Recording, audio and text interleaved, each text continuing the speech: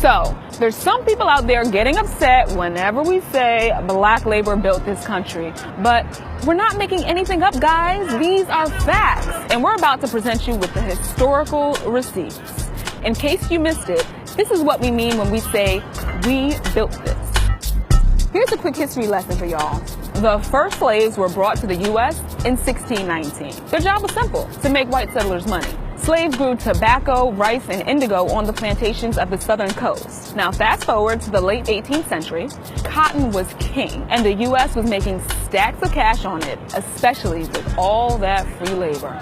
Over 600 million, or just about half of the country's economic activity in 1836 came directly or indirectly from cotton. Cotton-producing slaves were just 6% of the population, but created almost half of 1 year's economic activity. We spoke with Professor Edward Baptist, the author of The Half Has Never Been Told. That 6% figure is specifically the enslaved Africans and African Americans who were in the cotton-producing regions. We're looking at like South Carolina, Georgia, Mississippi, Alabama, Louisiana. Talk about being critical to a nation's economy. I guess you can imagine some sort of science fiction world where this didn't happen, but this is what did happen. Slave labor built the U.S. And their contributions weren't limited to the South. A little bit north in D.C., there's the White House. We built that. I wake up every morning in a house that was built by slaves. If you doubt our forever First Lady's words, the White House Historical Association spells it out pretty plainly.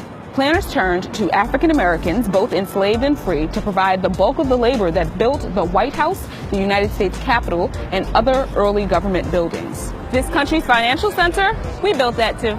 Wall Street earned its name because enslaved Africans built a wall to protect Dutch settlers from raids in 1653. This wall ran from river to river. Slaves built the roads, the docks, and most of the big-time buildings in the area that would soon become New York City. And railroads, slaves did that. North America's 4 major rail networks all own lines that were built and operated with slave labor. Before the Civil War, nearly every rail line east of the Mississippi River and south of the Mason-Dixon line was constructed or run at least partly by slaves. You know what else we built? What about that great American music genre? Yes, rock and roll.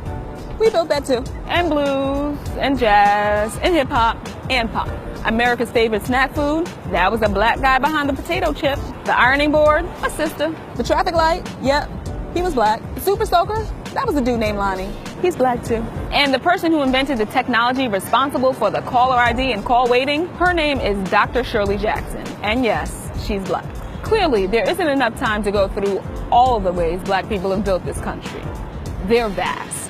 Don't get it twisted. Native American and many immigrant communities have made tremendous contributions to the infrastructure, identity, and imagination of the U.S. as well. So when we say we built this country, we actually mean it.